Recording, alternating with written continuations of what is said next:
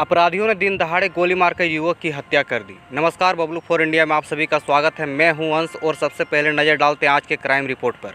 Bokaro sector 9 Hatia मोड़ के गुरुवार की सुबह महुआर बस्ती निवासी विस्थापित नेता शंकर रवानी को अपराधियों ने गोली मारकर हत्या कर दी, जिसके पश्चात मोड़ पर सन्नाटा सा छा गया। साथ ही वहाँ के लोग इस घटना से काफ़ी सहमे नजर आए।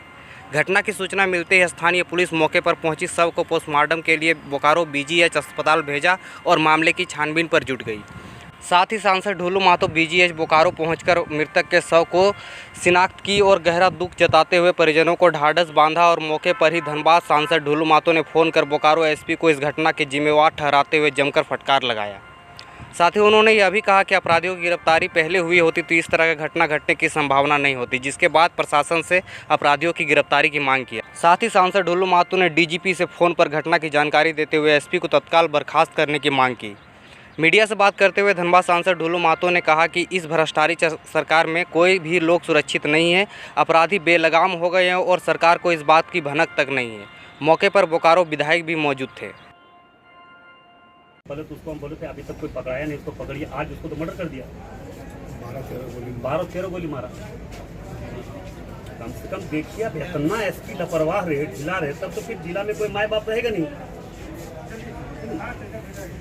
हाँ, रवानी है। हम आज नहीं, 15 दिन पहले शंकर रवानी, हम 15 दिन पहले फोन किए थे एसपी को आपका। तो एसपी तो व्यक्तिगत रूप से यहाँ काम करता है, व्यक्तिगत के लिए, पार्टी के लिए काम करता है, समाज के लिए तो काम करता नहीं है। इसको देखिए, कम से कम सस्पेंड कीजिए इसको। पूरा जना अरे नामजद होगा तो बात में। एसपी को तो आप कुछ कीजिए। इसको बोलने के बाद भी कोई कार्रवाई नहीं किया। छोटा छोटा व्यक्तिगत ही तो नेतागिरी कर रहे हैं यहाँ पे। आप कम से कम देखिए इसको। दुखद घटना है यार ये। देन कहीं न कहीं घटना के पीछे एसपी का हाथ होगा। एसपी को 15 दिन पहले मैंने कहा था कि इस तरह के घटना इनके साथ, रवानी जी के साथ में, शंकर रवानी जी के साथ में हुआ है। इस घटना में अभी तक तो कोई डिटेक्ट नहीं हुआ, कोई क्रिमिनल कौन गोली चला इस पर सामने नहीं आया है। 15 दिन पहले हम बात किए, इन्होंने बोला हम कर रहे हैं। मगर करना क्या है, इसको तो 2 नंबर काम के लिए करवाना है। यहाँ पे पैसा कहाँ से है, उसके लिए उगाही करवाना है इसको तो कोई क्राइम पर कंट्रोल नहीं करना, क्राइम के लिए प्रति कोई काम इसको नहीं करना है। क्राइम कैसे बढ़े, क्योंकि पैसा उससे कमाई है इसको। मैंने कहा पूछ लीजिए, इसको जांच करवा लीजिए। मैंने डीजीपी साहब को भी इस मैटर को बताए थे, पर देखिए अंत में तो उसका जान चला गया। वैसे एसपी को रहना सरकार रखा है तो कहीं न कहीं आप सरकार ही समझ सकता है कि किस लिए ऐसे एसपी को रखे हैं, जो एसपी के आने के बाद सिर्फ बोकारो में क्राइम ही बढ़ा है। इसका जवाब तो सरकार को ही देना चाहिए।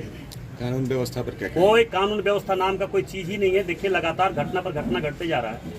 हत्या, मर्डर, लूट, रंगदारी, सारा चीज बढ़ते जा रहा है। जो गरीब लोग अगर कमाने खाने वाला उसको भी तंग किया जा रहा है प्रशासन के द्वारा। इसलिए ऐसे एसपी को तत्काल निलंबित करना चाहिए, हटाना चाहिए यहाँ से, क्योंकि इसका तो बर्दाश्त प्राप्त है कि नहीं। ताकि यहाँ पे बड़े पैमाने पे बैरमो के आपके विधायक बड़े पैमाने पे कोयला का धंधा करवा रहा है, तो उसको संरक्षण देने के लिए एसपी को यहाँ पे डिप्यूट किया है, न कि यहाँ की जनता का सेवा करने के लिए किया है।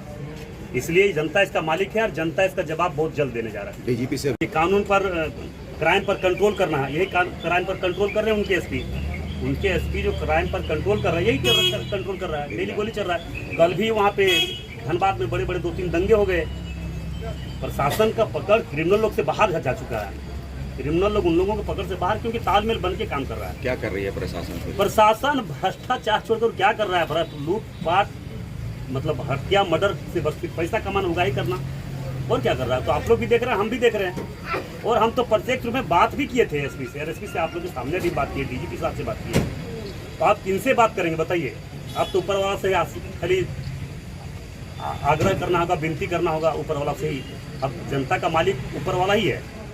प्रशासन से विश्वास लोगों का हट चुका है। विश्वास हटने का परिणाम है कि देखिए अभी दिन रात किस प्रकार से खुलेआम क्रिमिनल का